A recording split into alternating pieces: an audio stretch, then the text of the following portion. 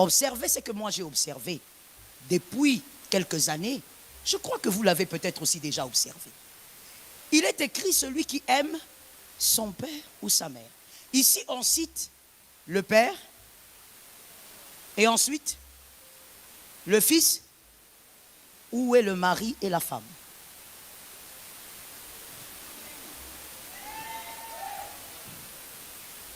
Vous avez déjà réfléchi à ça? Parce qu'il ne s'agit pas d'un apôtre qui est en train de relayer les phrases de Jésus. Il s'agit de Jésus qui a parlé. Ce n'est pas quelqu'un qui a paraphrasé pour lui. C'est lui qui a dit.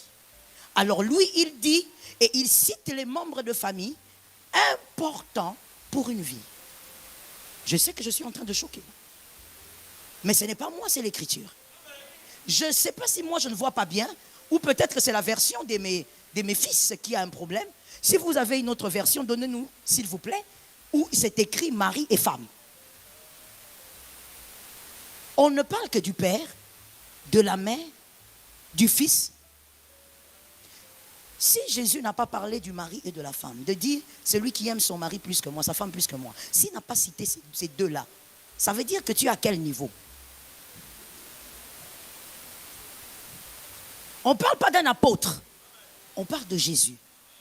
On parle de notre modèle, on parle de notre Seigneur. C'est de lui qu'il s'agit. Et c'est lui qui a dit ça. Pourquoi il ne parle pas de l'amour de ta femme? Pourquoi il ne parle pas de ton mari? Pourquoi il ne parle pas de l'amour Eros? Pourquoi il parle des parents et de celui qui sort de toi? Maintenant, donne-moi la réponse. Comment Jésus te considère, toi, mademoiselle, qui peut tout abandonner parce que tu veux épouser un homme que Dieu ne veut pas? Monsieur, toi qui as trahi Jésus pour une femme, est-ce que tu peux donner le nom après ton nom?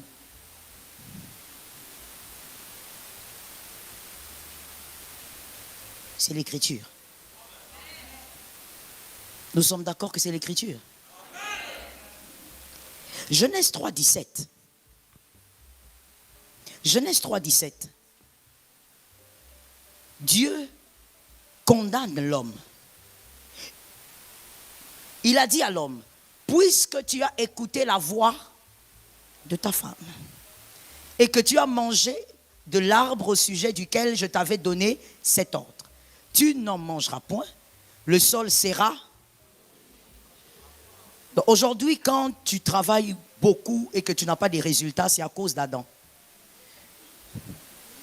La terre a été maudite pas à cause de la femme. Elle a été maudite à cause de l'homme. D'ailleurs, aucune nature, c'est-à-dire que ce soit la terre, que ce soit la création, rien n'a été maudit à cause de la femme. Toute la création a été maudite à cause de l'homme.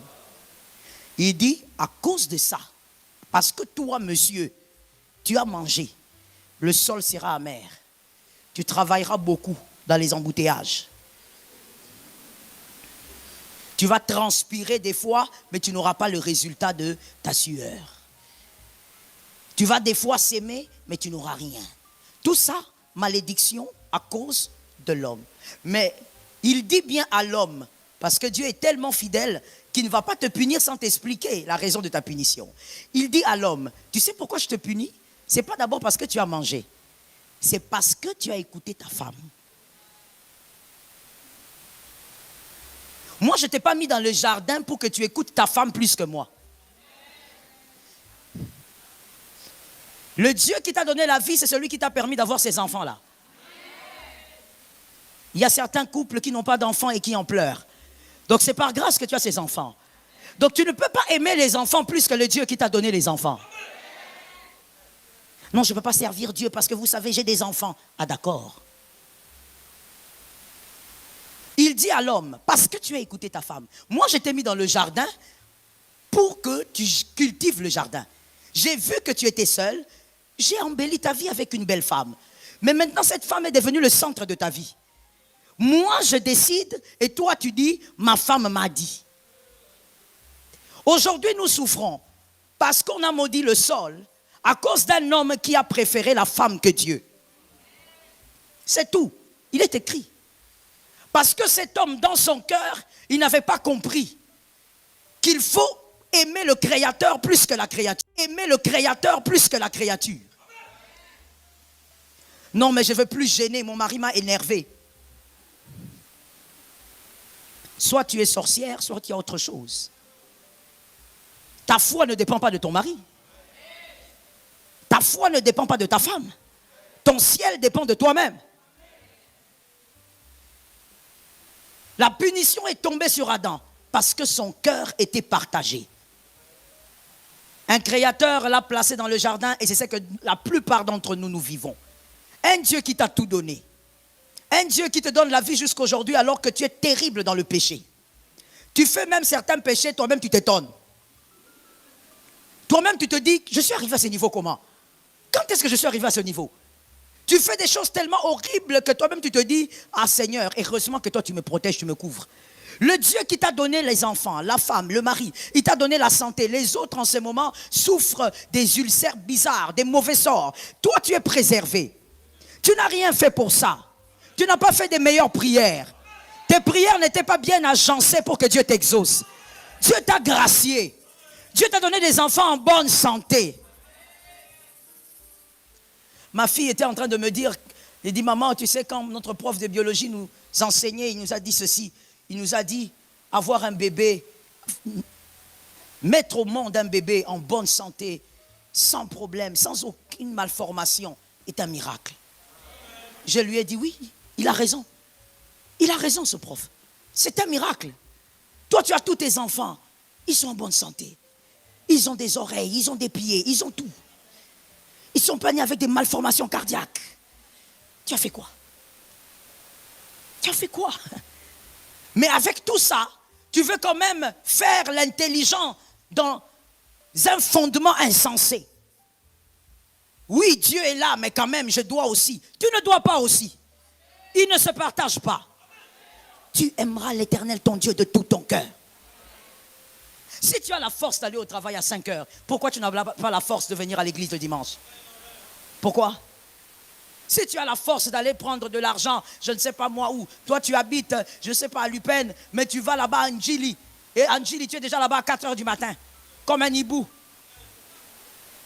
Pourquoi? Parce que tu dois aller récupérer $200. Mon frère, $200. Si tu ne fais pas attention, avant d'arriver chez toi à la maison, tu as déjà fini les $200. Tu commences à discuter avec ceux qui changent la monnaie. Tu es devenu un aigri. Oh non, ce n'est pas le taux. Le taux est comme ça. Tu commences à te battre. Tout ça, à cause de $200, tu allais prendre Angélie à 4 heures. Mais pour le dimanche, non, je suis fatigué. Je dois me reposer un peu. Vous savez, je travaille beaucoup. Ah oui? Tu travailles beaucoup. Par quelle grâce? Qui est le donneur de la vie? Qui te fait grâce de monter dans cette voiture et d'arriver? Qui te permet d'arriver au travail en bonne santé? À cause de qui tu n'as pas un AVC?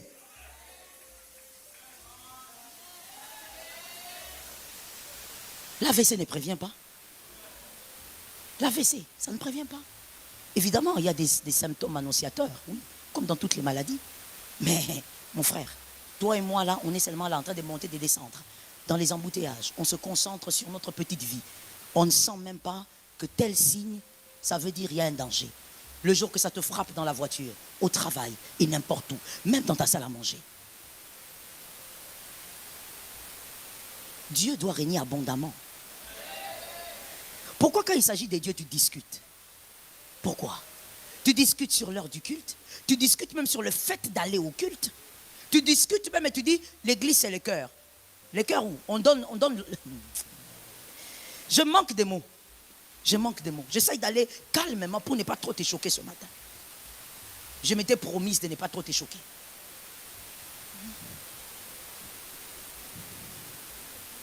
L'église c'est le cœur. Est-ce que tu connais l'église locale? Tu as déjà lu Actes des Apôtres? Parce que le problème peut-être c'est la lecture des Écritures. Tu as déjà lu les Actes des Apôtres?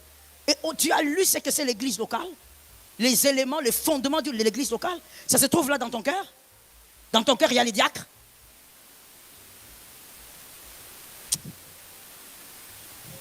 Voilà pourquoi Salomon a dit, des fois l'insensé passe pour sage. Il passe pour sage où? Là où il y a les ignorants.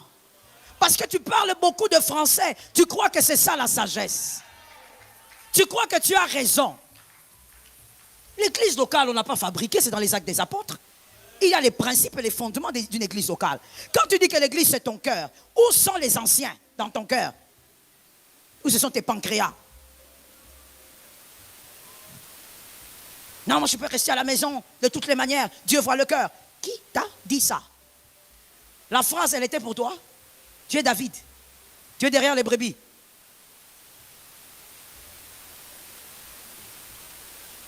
Pourquoi sortir un texte de son contexte?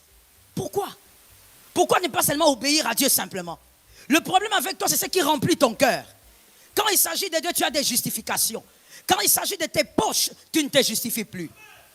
Tu verras quelqu'un venir comme ça en train de courir, transpirant comme s'il venait de frôler la porte de l'enfer.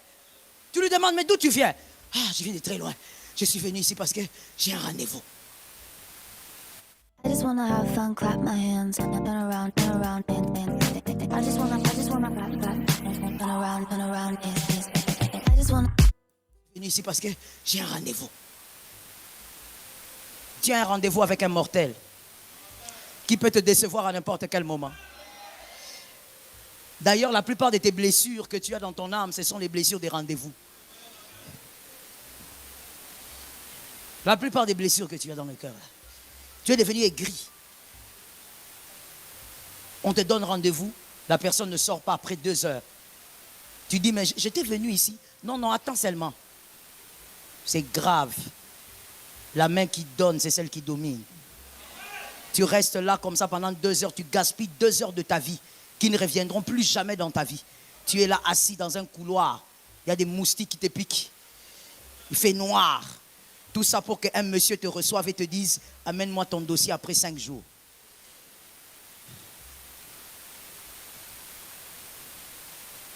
Pour ça, tu as la force.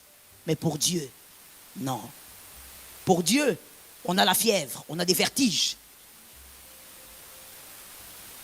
Pour Dieu, tu ne peux pas faire ce que tu dois faire pour lui. Quand il te le demande, parce que ton cœur est rempli d'autre chose. Que Dieu nous délivre du mal. Regardez cette vérité, ce sont des petites vérités, mais qui sont réelles. Vos choix révèlent ce qu'il y a dans vos cœurs. Vos choix révèlent ce qu'il y a dans vos cœurs ou dans votre cœur. Vos choix de la vie au fait. Lorsqu'on vous voit décider dans la vie, on sait comprendre ce qu'il y a dans votre cœur, ce qui remplit votre cœur. Dans tous les choix, les petits et les grands, on sait voir. Qu'est-ce qui remplit ton cœur? La deuxième vérité, vos priorités révèlent ce qui est important dans votre cœur. Évidemment, vos priorités révèlent ce qui est important pour vous, ce qui est important dans votre cœur, vos priorités. Quelle est votre priorité? Ou quelles sont vos priorités? Ça révèle ce qu'il y a dedans. Même si tu ne parles pas, on va comprendre que dans ton cœur, voici ce qu'il y a abondamment. Troisième vérité. Les choses, et ça c'est très important, merci de bien écrire, les choses que vous décidez de perdre, virgule, les sacrifices que vous décidez de faire, révèlent ou reposent votre amour. Les choses que vous décidez de perdre dans la vie, virgule, les sacrifices que vous acceptez de faire, révèlent ou reposent votre amour. Le genre de choses que tu as accepté de perdre dans ta vie révèle où se trouve ton amour. Les types de sacrifices que tu as eu à faire jusqu'ici, que ce soit dans tes études et autres, ça révèle où repose ton amour. Là où il n'y a pas ton amour, il n'y aura pas de sacrifice. Ce n'est pas négociable.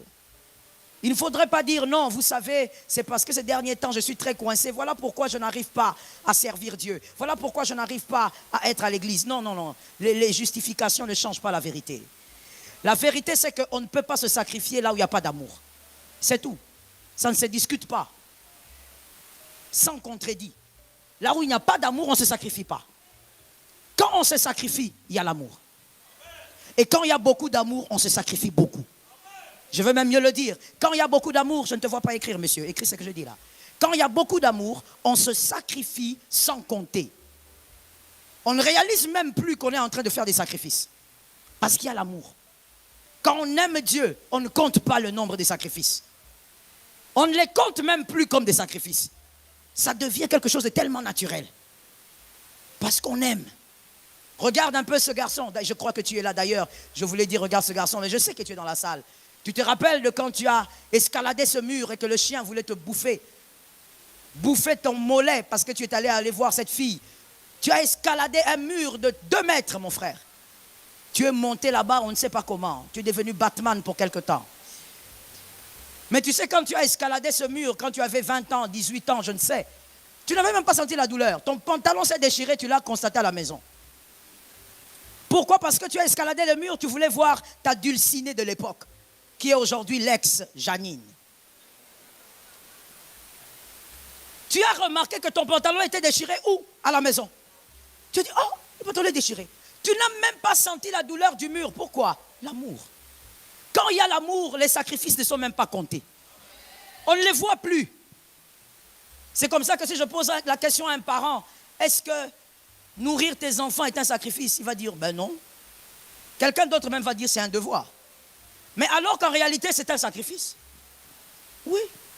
Le fait que tes enfants se réveillent sans jamais dire « j'ai faim, il manque la nourriture à table », c'est un grand sacrifice que tu fais. Mais tu ne les comptes pas. Pourquoi? L'amour. L'amour. La femme, elle enfante par césarienne. Elle a des douleurs horribles. Oh mon Dieu, j'aimerais dire à quelqu'un ici que Dieu pardonne toutes ces femmes aigries qui ont insulté d'autres femmes en disant « toi tu n'as pas accouché parce que tu as accouché par césarienne. Tu ne sais pas ce que tu avais dit. » Que Dieu te pardonne. Elle a des douleurs atroces pendant des jours. Elle a une plaie.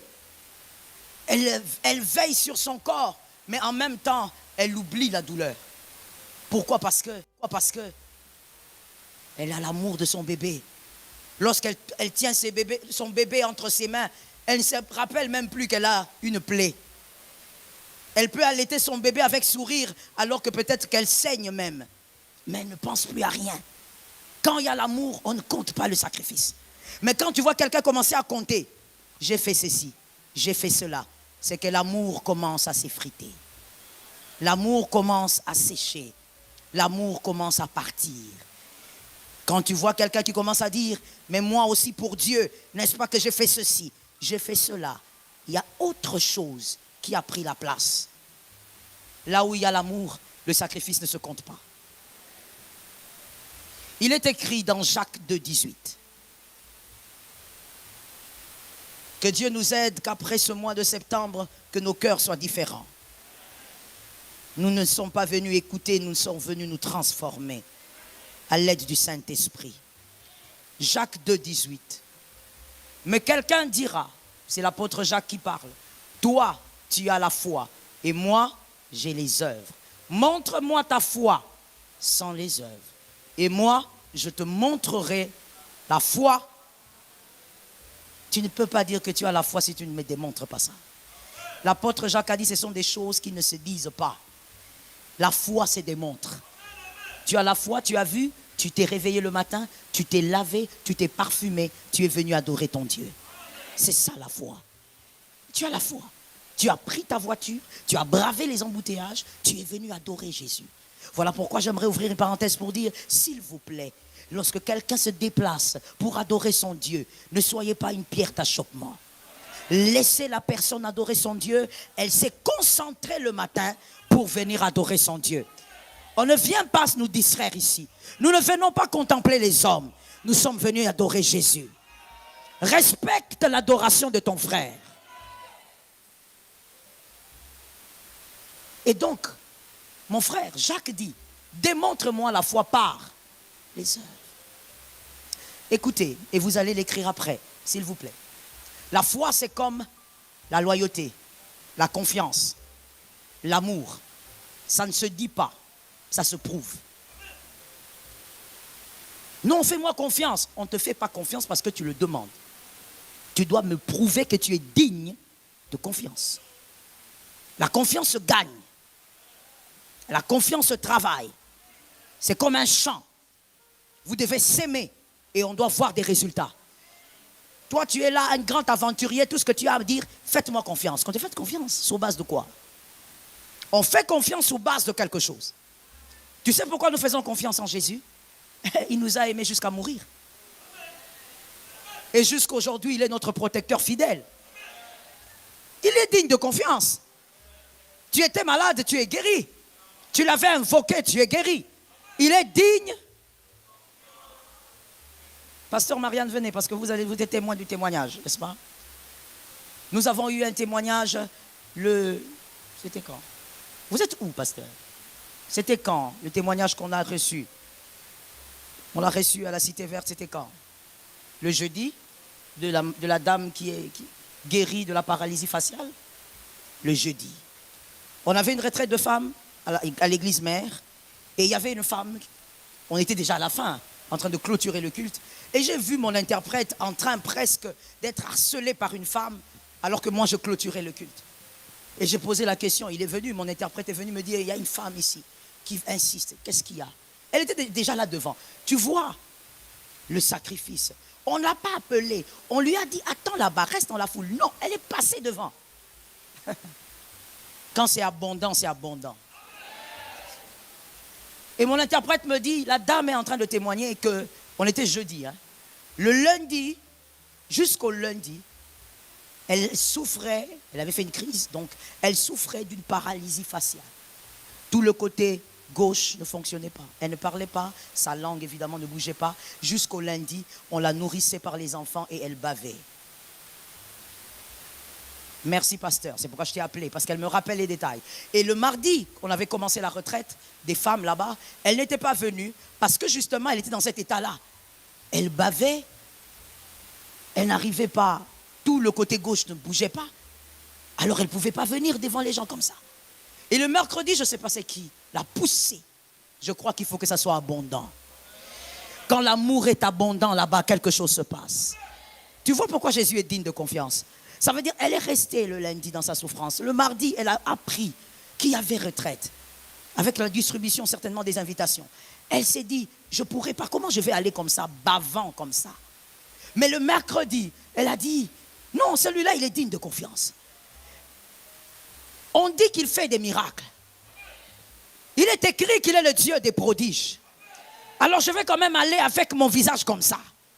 Elle est arrivée mercredi. On a prié le mercredi. Le miracle s'est passé quand? Le jeudi, donc. Elle vient mercredi, rien ne se passe.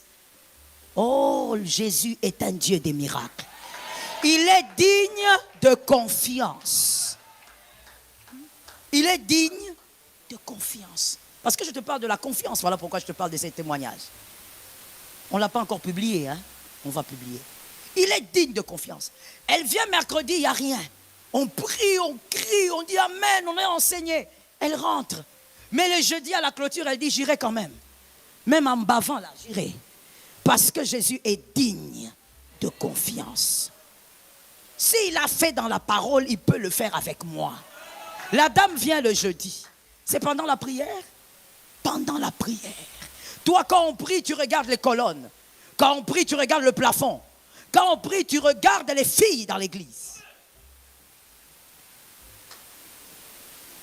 Quand on prie, tu es en train de regarder qui est habillé comment. Il y a d'autres, quand on prie, ils savent qu'il y a un mouvement spirituel, un mouvement céleste, un mouvement qui change les vies. Pendant qu'on priait, quelque chose s'est passé. L'homme de Galilée est passé. L'homme de Galilée a touché. Et à la fin du culte, celle qui était venue avec le côté... Et à la fin du culte, celle qui était venue avec le côté gauche, sans mouvement, une langue qui ne bougeait pas, qui bavait, est passée elle-même, en train de parler, en train de témoigner, en train de dire, Jésus m'a guéri, Jésus m'a sauvé, il est digne de confiance. Je n'ai pas aimé ton amen. Je n'ai pas aimé ton amen. Il est digne de confiance. Il a fait ses preuves. Lorsque la dame témoignait, on était là. Nous tous, on regardait, nous-mêmes étonnés. Elle-même, elle croit, nous-mêmes, on regarde, on dit, est-ce que c'est sérieux ça? On s'est regardé entre nous. On était dépassés. On a pris des minutes avant de célébrer. Parce qu'on réfléchissait. On dit, maman, tu as dit quoi? On lui a posé la question même 5 fois. Qu'est-ce que tu as dit? Qu'est-ce qui s'est vraiment passé? Et puis elle nous dit, ici et maintenant, j'ai été guéri de la paralysie faciale. De manière instantanée. Il est digne de confiance. Il fait des choses que nous voyons. Une autre dame était guérie de quoi encore? J'ai oublié le nom de la maladie. J'ai oublié le nom de la maladie. J'ai oublié. Il a fait plusieurs guérisons. Et il y avait ces 2 dames. Ça nous avait étonnés. Nous connaissons Dieu. Mais devant lui, on est toujours étonnés. Il l'a fait là. Merci, pasteur. Il l'a fait là, devant nous, devant nos yeux. Jésus l'a fait. Il est digne de confiance. La confiance se prouve. Non, pasteur, pourquoi vous ne faites pas confiance? Mais parce que tu n'es pas digne de confiance. La confiance se démontre. C'est comme la loyauté. Tu ne peux pas lever ta main et dire, non, moi je suis fidèle. Tu es fidèle à qui? Démontre-nous sur les années. Le feu pasteur Barouti, il se levait et il disait, devant toute l'assemblée et devant qui voulait l'entendre, sur tous les réseaux, il disait, je suis resté autant d'années avec ma femme, j'ai oublié combien d'années c'est. Et il dit, je n'ai jamais touché à une autre femme. Et il disait, c'est lui qui pense que c'est faux, que cette femme vienne parler sur les réseaux. Toi, tu peux le dire? Toi, tu n'as même pas besoin des réseaux. Déjà ici à l'église, tu es déjà suspect. Tu n'es pas dans l'évangélisation. Tu n'es pas évangéliste. Même si on est appelés tous à gagner les âmes. Mais dans l'église locale, tu n'es pas évangéliste. Mais c'est toi qui envoies des textos aux sœurs. Je ne t'ai pas vu aujourd'hui. Tu veux la voir où? Reste avec ta femme. La loyauté se démontre. Ça ne se dit pas. Non, moi je serai toujours fidèle. Laisse mon frère. La vie, elle est longue. Il n'y a que Dieu qui sait. Et je ne te parle pas de la loyauté dans le mariage. Je te parle dans la vie. Oui. Non, pasteur, moi je resterai avec toi. Sorcier. La loyauté se démontre. Ça ne se dit pas. La foi se démontre. L'amour se démontre.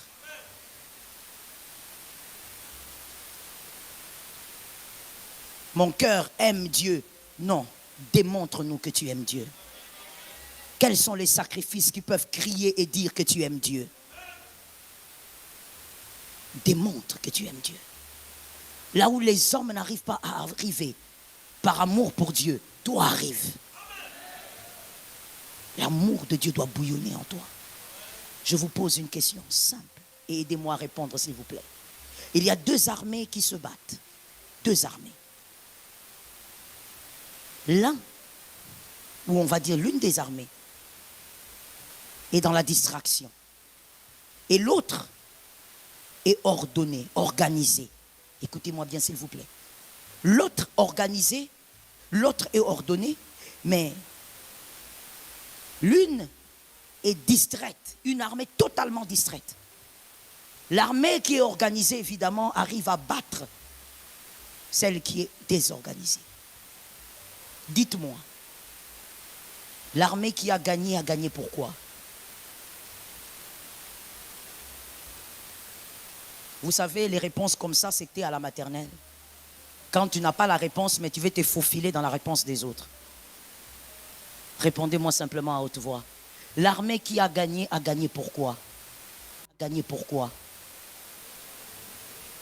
De ce côté, vous dites parce que? Parce qu'elle est... D'accord. De ce côté, vous dites? Parce qu'elle est ordonnée. De ce côté?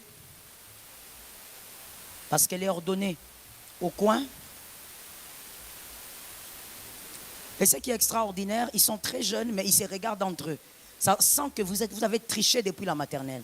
Vous êtes habitués à la triche. Pourquoi l'armée a gagné? Parce que,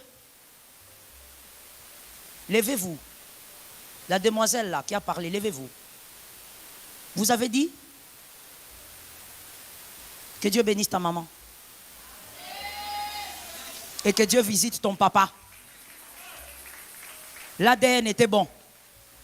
Assieds-toi. Acclamons pour cette sœur.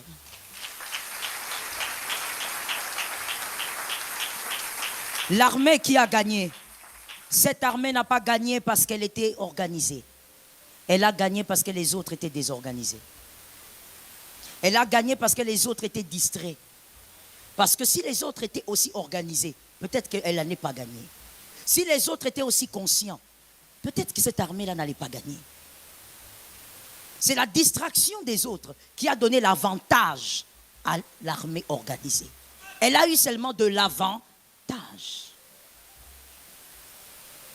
Et cette armée distraite, c'est toi. Tu es tellement dans la distraction au point où, en tant qu'enfant de Dieu, tu as même oublié que tu es là aussi pour gagner les âmes. Toi, tu es devenu un instrument que le diable utilise pour décourager les chrétiens sur les réseaux. Tu es celui qui accuse tes frères. Quand tu vois un chrétien à qui on lance des pierres, toi aussi tu prends ton téléphone et tu commentes. Armée distraite. Je répandrai mon esprit sur toute chair. Vos fils et vos filles. Aujourd'hui, les fils et filles sont devenus des TikTokers. Mais quel type de TikTokers? Vous commencez à vous lancer des pics entre vous, enfants de Dieu. Tu vois un pasteur qui écrit quelque chose, toi aussi tu es un serviteur de Dieu, une servante de Dieu, tu écris sur la toile, le verset que tu as écrit n'est pas correct. Tu veux présenter ta sagesse en détruisant le royaume. Ta sagesse est plus importante que le royaume. Ça me révèle d'ailleurs que ce n'est pas la sagesse de Dieu que tu veux présenter. Tu es orgueilleux, imbu de toi-même, égocentrique. Tu veux exhiber, soi-disant, ton intelligence au détriment du royaume. Une armée qui veut vaincre ne se disperse pas. N'oubliez pas, mon frère, que nous sommes enfants de Dieu pour gagner les âmes et pour garder le ciel. Tu ne peux pas te réjouir, tu es là et puis tu dis, ah, vous avez dit la fois dernière, vous avez appelé ça quelque chose là, c'était quoi? Matière, merci. Tu es là en train de dire, voilà, j'ai trouvé de la matière. On a parlé d'un serviteur de Dieu là-bas, oh, ça chauffe. Tu es enfant de Dieu. Tu veux détruire ton royaume? Tu es dans la distraction. Parce que ce qui remplit ton cœur, c'est quoi? C'est le monde. Les désirs de se faire voir. Dis à un voisin, à une voisine, que Jésus cure nos cœurs. Est-ce que tu as localisé un voisin?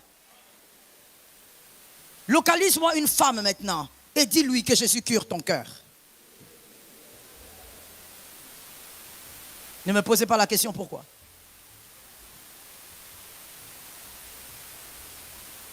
On a besoin de remplir nos cœurs du Christ. Luc 6, 45. Luc 6, 45.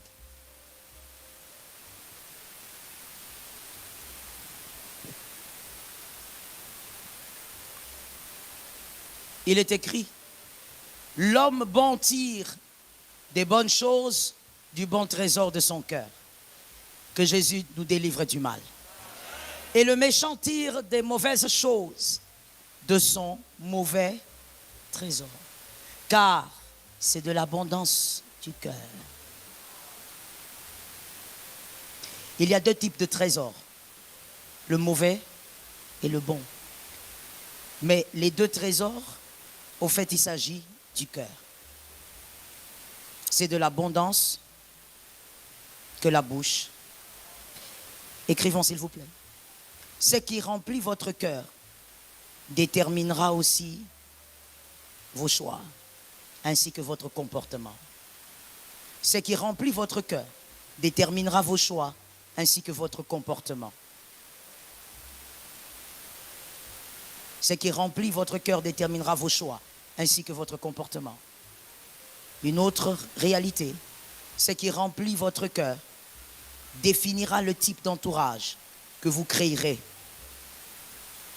Ce qui remplit votre cœur définira aussi le type d'entourage que vous créerez.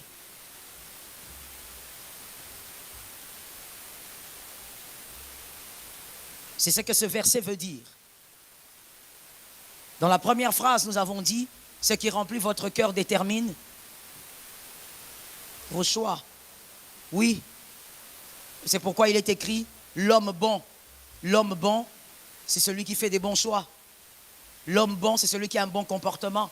Mais toutes ces choses émanent du type du cœur. Et le type de cœur dépend de ce qui remplit le cœur.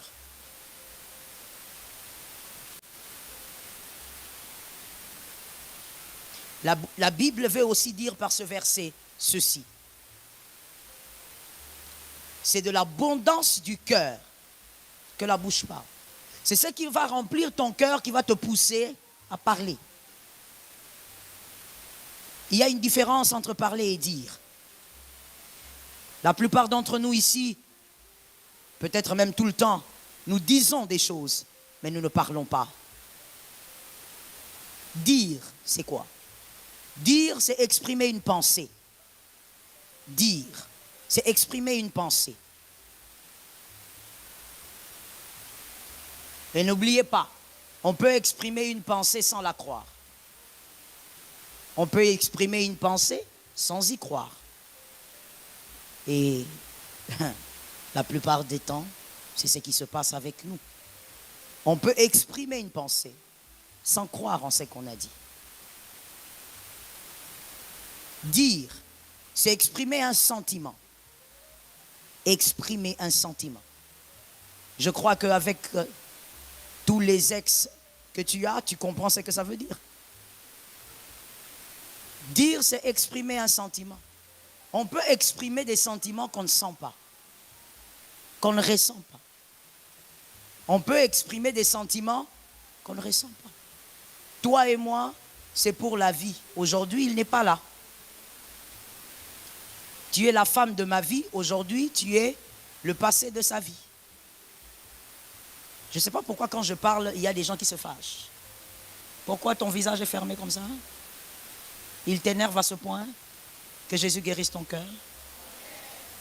C'est comme ça, c'est la vie. Ce sont les erreurs du parcours. Il faut laisser ça derrière, avance avec Jésus. Il est le meilleur mari. Même la main ne sort pas. Ça veut dire plus moi je parle, plus elle pense à cette gars-là. Oh Seigneur. On peut dire, on peut exprimer, parce que dire c'est exprimer. On peut exprimer des sentiments qu'on ne ressent pas. Non, tu es la seule femme. Non, non, vous êtes 5. Donc dire, ce n'est pas parler. Mais souvent les gens disent des choses. Ils disent des choses qu'ils ne pensent pas. Parler, j'ai aimé le deuxième sens du mot parler. Alors je vais présenter son deuxième sens. Son deuxième sens, c'est révéler ce qu'on tenait caché. Parler dans son deuxième sens, c'est révéler ce que l'on tenait caché. Bien caché. Là, on a parlé. Ainsi, ça correspond à cette écriture. Lorsque l'on parle, c'est lorsque on ressort ce que le cœur cachait. C'est tellement abondant que ça sort. Parler ressort ce qui remplit vos cœurs. Malheureusement, nous sommes dans un siècle où les gens disent beaucoup de choses, comme je l'ai dit, mais ne parlent pas toujours. Parce que c'est un siècle des hommes hypocrites, comme l'apôtre Paul l'avait dit. Les hommes sont hypocrites. Que Jésus nous délivre de l'hypocrisie.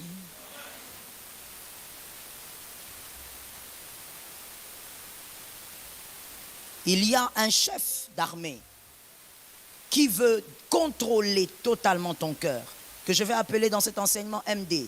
MD, c'est le monde. Il est le chef d'armée qui veut contrôler ton cœur, alors qu'il y a aussi JC qui veut contrôler ton cœur. Jésus-Christ doit contrôler ton cœur. Tout dépend maintenant de tu vas écouter quel général. Il y a des gens qui sont dans une armée mais qui écoutent les généraux d'une autre armée. Le monde n'est pas ton général. Ton général, c'est Jésus. Tu dois être rempli de lui, rempli de sa personne, rempli de ses désirs. Les sentiments qui étaient en Christ doivent habiter en nous. Non, ce n'est pas pour faire bonne figure, ça doit être une vie. J'ai besoin d'un amen consistant.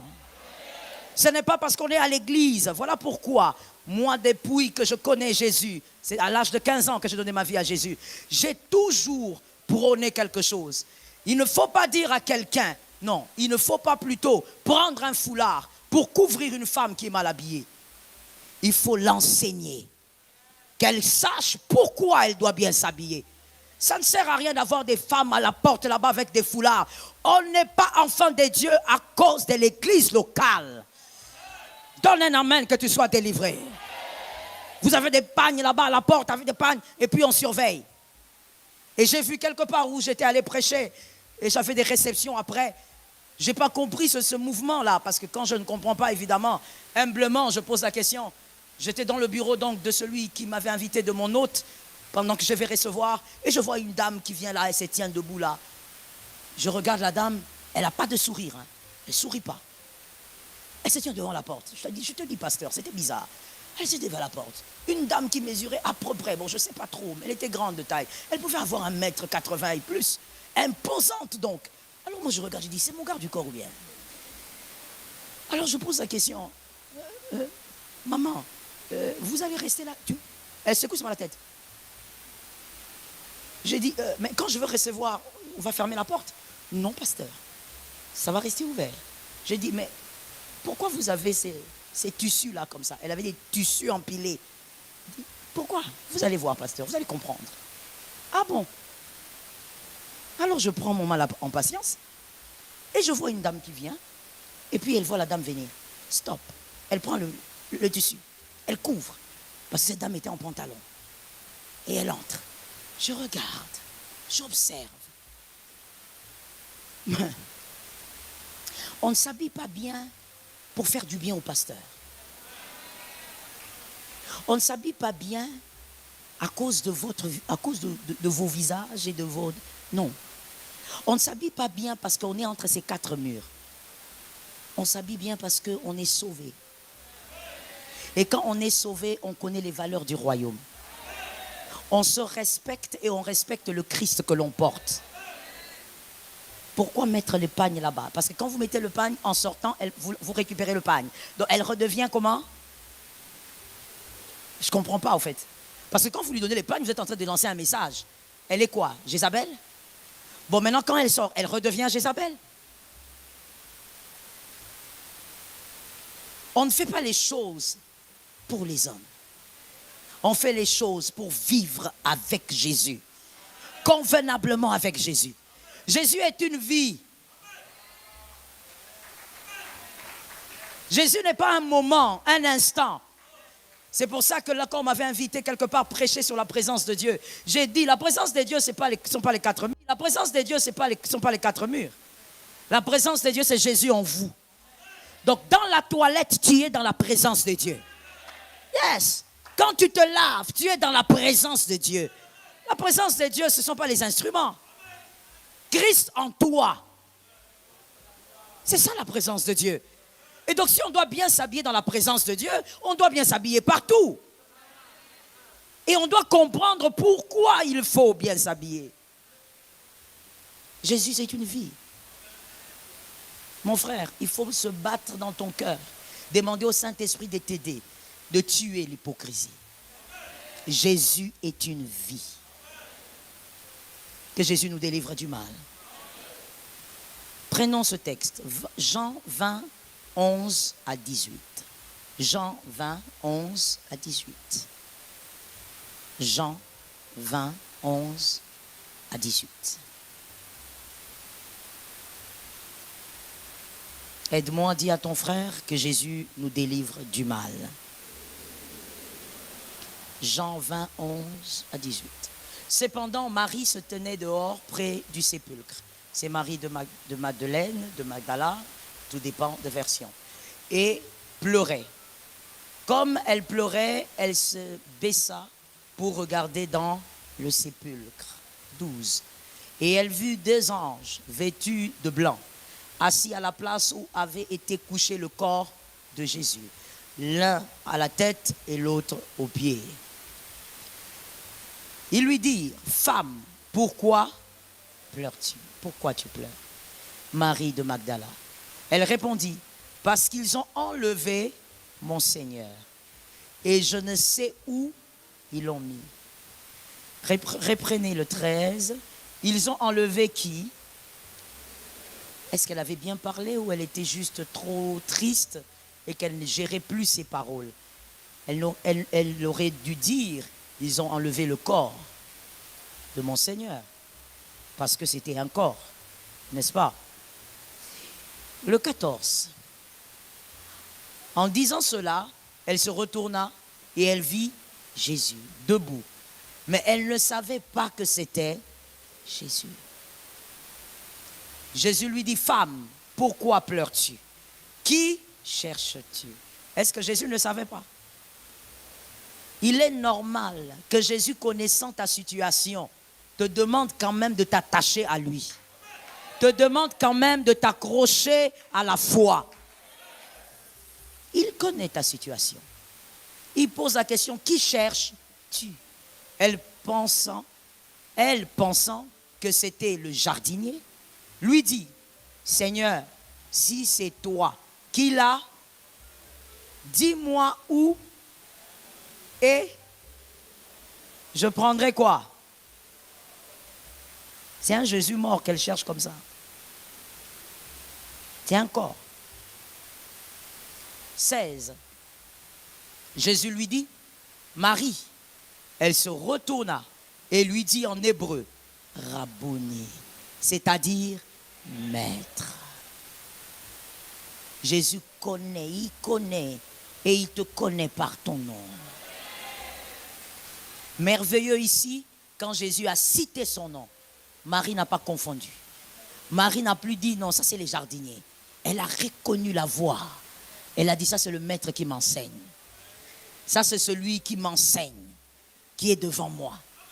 Quand il parlera, que tu reconnaisses. Que tu ne t'embrouilles pas avec des prophéties mensongères. Que tu ne t'embrouilles pas avec des messages qui viennent endormir les gens. Oh, Madame Gertrude, je vois que vous avez des combats. Tout le monde dans la vie, même Jésus en avait. Ce n'est pas un message. Dis à une femme que Dieu cure ton cœur. Localise une femme, non? C'est quoi? Tu ne veux pas parler à cette femme-là? Ah, papa, tu as des choses comme les témoins de Jéhovah comme ça. Tu as peur de parler à cette femme-là? Hein? Localise une autre femme. Je sais pourquoi. Dis seulement aux femmes que Jésus guérisse ton cœur.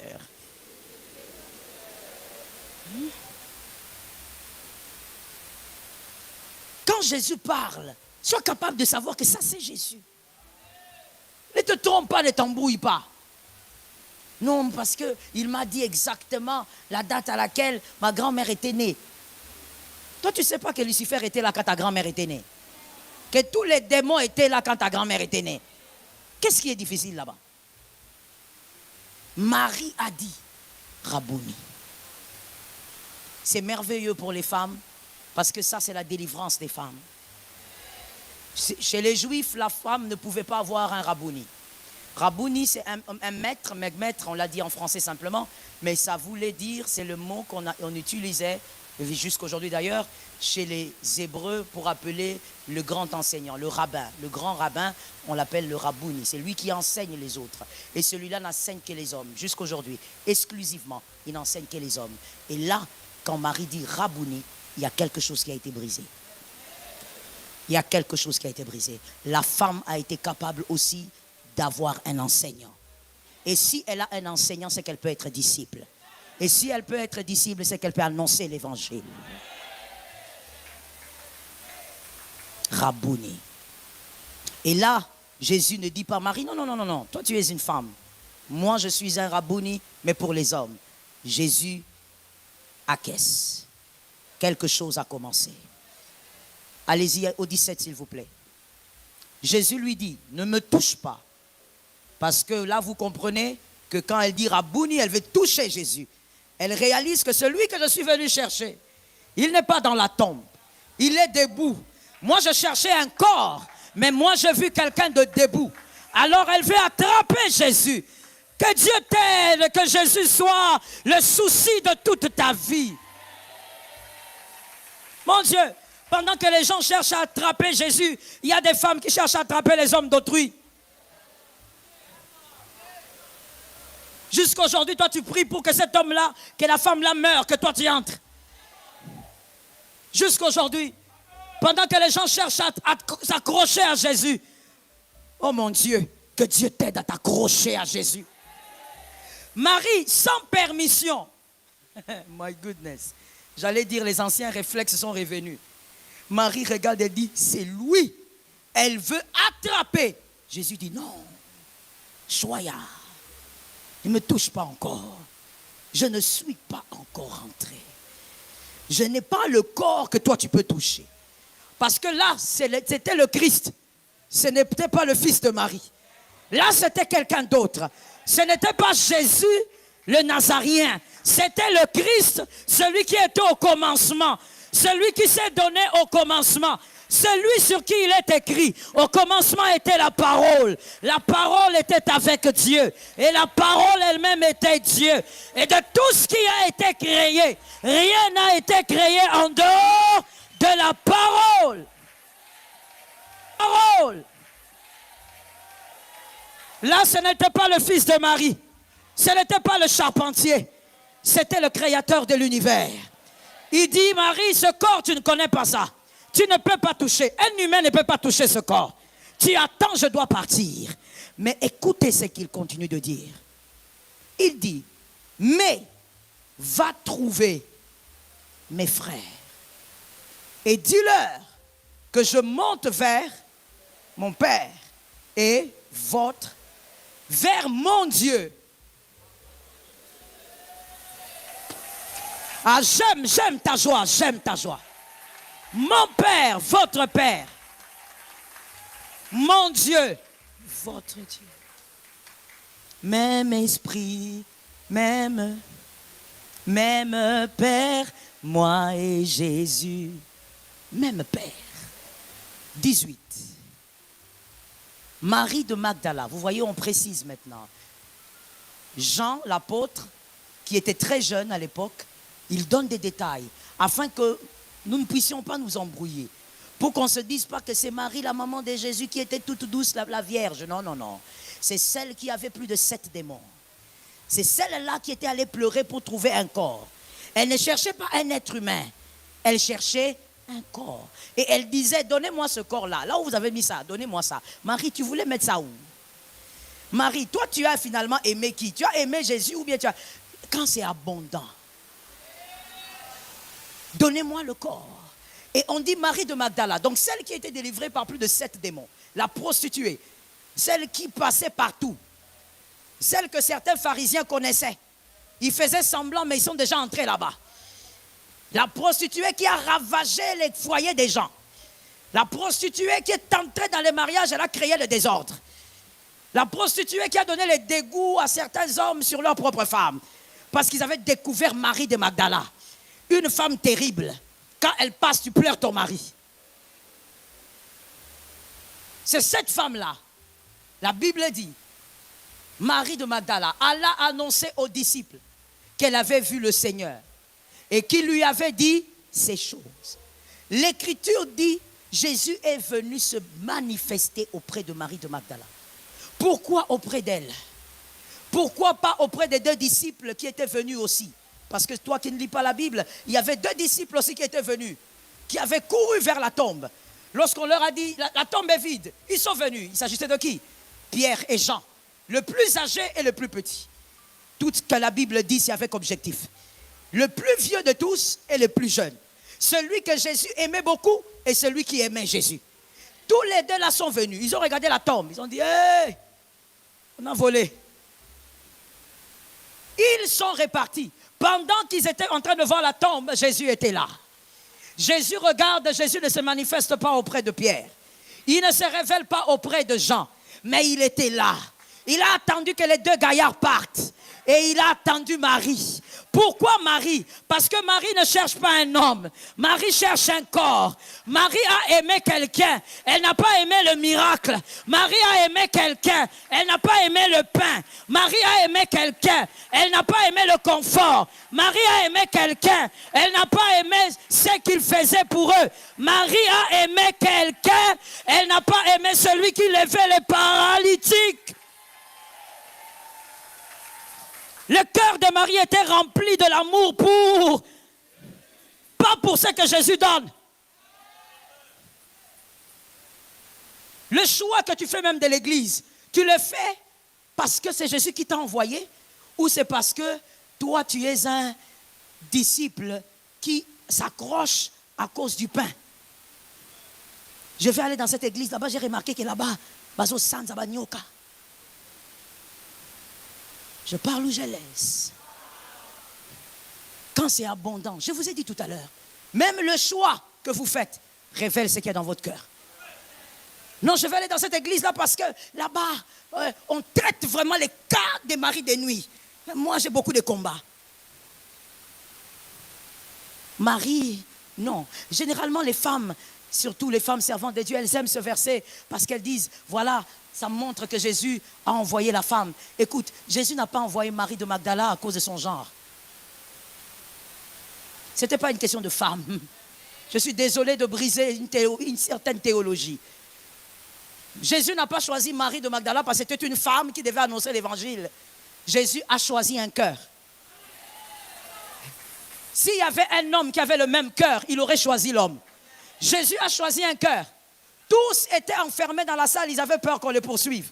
Elle est venue. Elle n'est pas venue chercher un ressuscité. Elle est venue chercher un corps. L'amour qu'elle avait pour Jésus était au-delà des miracles. Parce qu'un corps ne fait pas de miracles.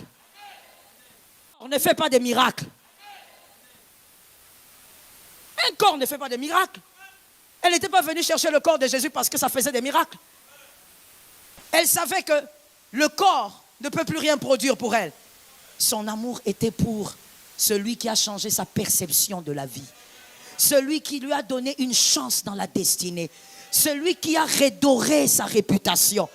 Son cœur était rempli de l'être Jésus. Elle n'était pas là à cause de ce que Jésus produisait. Non, je veux rester ici dans cette église parce que je remarque ici que les filles se marient vite. Il y a beaucoup de frères célibataires. Donc je crois que je dois rester ici. Quelqu'un va me localiser. Le cœur. Être comme Marie, c'est avoir un cœur qui est rempli du Christ. Rempli de celui qui t'a changé la vie. Pas rempli de celui qui va te donner des biens. Rempli de celui qui a changé ta vie. Celui qui a fait de toi un enfant de Dieu. Celui qui t'a permis d'avoir une porte qui ouvre au ciel. Celui qui t'a permis de vivre la grâce sur la terre. Celui qui t'a permis d'être puissant devant les démons. Que ton cœur soit abondamment rempli du Christ. Quand ton cœur est rempli de Christ, on ne te force pas pour servir Jésus. Oh my goodness, my goodness. What is wrong? On ne te force pas. C'est tellement ton naturel. On ne peut pas apprendre à un poisson comment nager. C'est ton naturel. Tu serviras Jésus. Tu n'auras pas besoin qu'on te dise, non, il faut entrer dans ce département. Non. Toi, tu vas même fabriquer ton propre département. Tu vas servir Jésus. Parce qu'il est rempli. Ce n'est pas le Jésus qui va te donner le mariage. Pas le Jésus qui va te donner le travail. C'est le Jésus qui a changé ta vie. Est-ce que quelqu'un a déjà donné sa vie à Jésus ici? Parce que si tu n'as jamais donné ta vie à Jésus, frère, tu ne me comprendras pas et tu vas t'ennuyer d'ailleurs. En ce moment même, tu as envie de dormir. As-tu déjà donné ta vie à Jésus? Donner sa vie à Jésus vous change la vie.